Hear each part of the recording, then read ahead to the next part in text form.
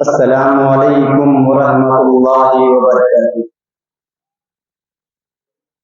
الحمد للہ رب العالمین والصلاة والسلام علی اشرف الانبیاء والمرسلین وعلی آلہ واصحابہ اجمعین، اما بعد۔ فقد قال اللہ تعالی فی القرآن المجید: اعوذ باللہ من الشیطان الرجیم، بسم اللہ الرحمن الرحیم۔ قل إن كنتم تحبون الله فاتبعوني يحببكم الله ويغفر لكم ذنوبكم والله غفور رحيم۔ عالی وقار صدر مجلس، محترم سامعین کرام، مشفق اساتذہ کرام، معزز و محترم علماء کرام، سامعین حضرات، دور دراز سے آئے ہوئے مہمانان نظام، آج کے اس پروگرام میں میرا موضوع ہے محمد رسول صلی اللہ علیہ وسلم۔ اللہ تعالیٰ کا ہمارے اوپر کتنا احسان ہے کہ اس نے ہمیں انسان بنایا، پھر انسانوں میں سے اسلام کے ماننے والوں میں بھی پیدا کیا۔ ایمان کی یہ دولت بہت بڑی دولت ہے۔ یہ دولت ہمارے ہاتھوں بڑی مشکل سے آئی ہے۔ اس پیغام کو دنیا تک پہنچانے اور پھیلانے کے لیے جناب محمد رسول اللہ صلی اللہ علیہ وسلم اور آپ کے صحابہ کرام رضی اللہ عنہم اجمعین نے بڑی تکلیفیں اٹھائی ہیں اور بڑے بڑے مسائل جھیلے ہیں۔ معلوم ہوا کہ ہم مسلمانوں کے لیے ان تمام احسانات میں سب سے بڑا احسان یہ ہے کہ اللہ تعالیٰ نے ہمارے اندر اپنے آخری نبی جناب محمد رسول اللہ صلی اللہ علیہ وسلم کو مبعوث فرمایا اور ہمیں ان کے امتی ہونے کا شرف بخشا۔ اس لیے مسلمانوں کو ہر چیز سے زیادہ، ہر نعمت سے زیادہ، ہر انسان سے زیادہ، ہر رشتے دار سے زیادہ، ہر کاروبار سے زیادہ، ہر مباح سے زیادہ جناب محمد رسول اللہ صلی اللہ علیہ وسلم سے محبت ہونی چاہیے۔ شاعر نے کیا خوب کہا ہے کہ محمد سے محبت کی، محمد سے وفا تونے تو ہم تیرے ہیں، کی محمد سے وفا تونے تو ہم تیرے ہیں۔ یہ جہاں چیز ہے کیا لاہو قلم تیرے ہیں، یہ جہاں چیز ہے کیا لاہو قلم تیرے ہیں۔ محترم سامعین کرام، محبت رسول ایمان کا معیار، اس کے کامل ہونے کی علامت ہے۔ جیسا کہ صحیح بخاری میں حضرت انس رضی اللہ عنہ سے روایت ہے کہ نبی کریم صلی اللہ علیہ وسلم نے فرمایا: لا يؤمن أحدكم حتى أكون أحب إليه من والده وولده والناس أجمعين۔ تم میں سے کوئی شخص مومن ہو ہی نہیں سکتا جب تک میں اس کے نزدیک، اس کے ماں باپ، اس کی اولاد اور دنیا کے تمام لوگوں سے زیادہ محبوب نہ ہو جاؤں۔ یعنی مسلمان میزان کے پلڑے میں رسول اللہ صلی اللہ علیہ وسلم کی محبت کو رکھے اور دوسرے پلڑے میں دنیا اور دنیا کی تمام چیزوں، تمام انسانوں اور ہر قسم کی نعمتوں کی محبت کو رکھے۔ اگر رسول اللہ صلی اللہ علیہ وسلم کی محبت دنیا کی تمام چیزوں کی محبت پر غالب ہے تب تو ایمان ہے، اور اگر رسول اللہ دنیا اور دنیا کی تمام چیزوں کی محبت رسول اللہ صلی اللہ علیہ وسلم کی محبت پر غالب ہے تو پھر ایمان نہیں ہے، یا تو کفر ہے یا نفاق کو نہ رہا۔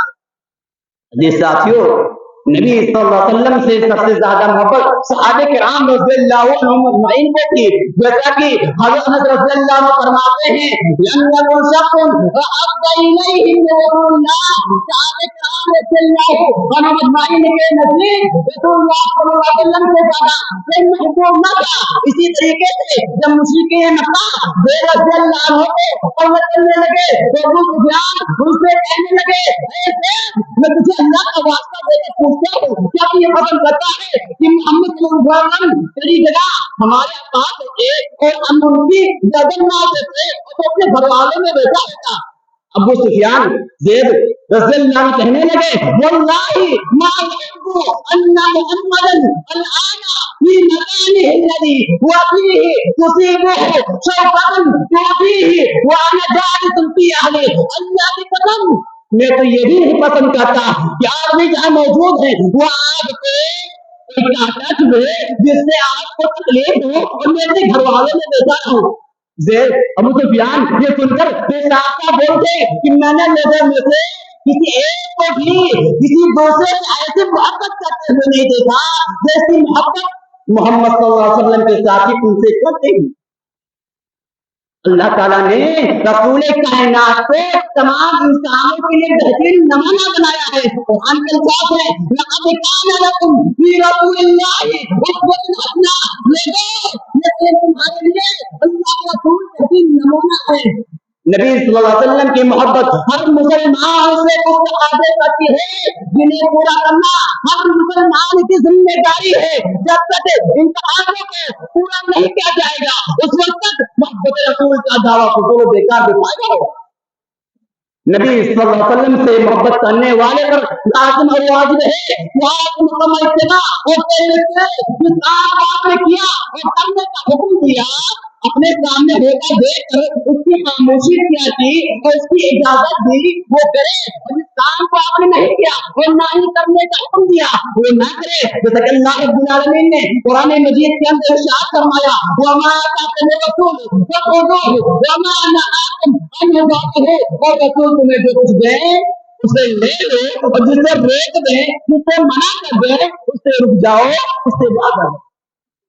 मोहतरम सामईन किराम, नबी सल्लल्लाहु अलैहि वसल्लम की गैर मशरूत इत्तिबा और पैरवी करने वाला जहां मोहब्बत रसूल के इस तकाज़े को पूरा करता है वहां उसे तमाम फवाइद व समारात की हासिल होती है।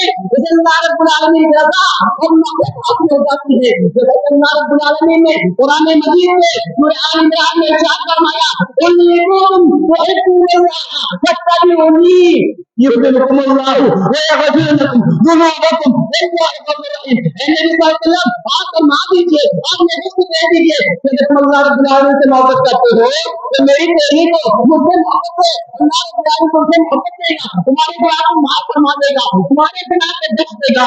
अल्लाह रब्बुल आलमीन बख्शने वाला निहायत रहम करने वाला है। नबी सल्लल्लाहु अलैहि वसल्लम से मोहब्बत का फायदा मोहब्बत करने वाले ही को हासिल होता है। वो आपकी वजह से वो आपकी मोहब्बत की वजह से दुनिया वो आखिर में सदा पर बुलंद होता है। चाहे में क्या बोल रहा है, मोहम्मद की मोहब्बत दीन हक की शर्त अव्वल है, मोहम्मद की मोहब्बत दीन हक की शर्त अव्वल है। इसी में होकर खाने तो सब कुछ नामुकम्मल है, इसी में होकर खाने तो सब कुछ नामुकम्मल है। आखिर में अल्लाह ताला को दुआ है कि हमारे दिलों में दुनिया के हर चीज की मोहब्बत से ज्यादा रसूलुल्लाह सल्लल्लाहु अलैहि वसल्लम की मोहब्बत पैदा कर दे। आमीन व आखिरु दावाना अल्हम्दुलिल्लाहि रब्बिल आलमीन। अस्सलामु अलैकुम व रहमतुल्लाहि व बरकातहू।